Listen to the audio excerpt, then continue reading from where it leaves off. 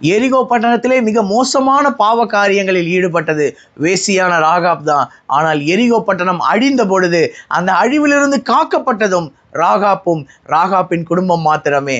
Price விடுகாடு கர்த்தருக்கு ஸ்தோத்திரம். எபிரேயர் 11ஆம் அதிகாரத்தின் 31ஆம் வசனத்தில் வாசிக்கிறோம், விசுவாசத்தினாலே ராகாப் என்னும் வேசி வேவுக்காரரை சமாதானத்தோடு கூட ஏற்றுக்கொண்டு கீழ்ப்படியாதவர்களோடு கூட சேதமாகாதிருந்தாள் என்று எபிரேயரை ஏற்றி ஆக்கியோன் சொல்றார்ல. தேவனுடைய தெரிந்து கொள்ளுதலை பாருங்களேன். தேவனுடைய தெரிந்து கொள்ளுதல் கிருபையினால் உண்டாகுகிறது. உலகத்தில் உள்ள மிக மோசமான மனிதர்களை கூட தேவனுடைய கிருபை தேவனின் சிறந்த மனிதர்களாக மாற்றுகிறது.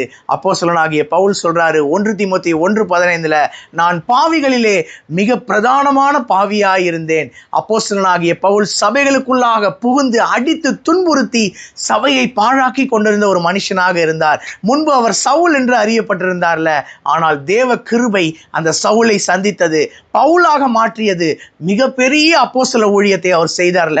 அப்போஸ்தலனாகிய பேதுரு கூட முற்காலத்தில் இயேசுனுடைய பாதத்தில் விழுந்து, நான் பாவியான மனுஷன், என்னை விட்டு நீர் போக வேண்டும் என்று லூக்கா 5ஆம் அதிகாரத்தில் சொன்னதாக வாசிக்கிறோம்ல. இயேசுவை தெரியாது என்று சொல்லி சபிக்கவும் சத்தியம் பண்ணவும் செய்தார், மறுதலித்தார். ஆனால் தேவ கிருபை பேதுருவை தூணாக மாற்றியதில்ல. அந்த கிருபையை நாம் தேடுகிறோமா?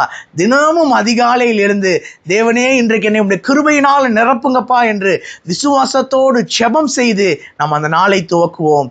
அவருடைய கிருபை காலைதோறும் புதியவைகளாயிருக்கிறது. என்னுடைய வாயின் வார்த்தை, என்னுடைய இருதயத்தின் தியானங்கள் கர்த்தருக்கு முன்பாக பிரியமாயிருக்கட்டும். கர்த்தருக்கு சித்தமான இன்னொரு வீடியோ பதிவில் நாம் சந்திப்போம். God bless you all. Thank you so much.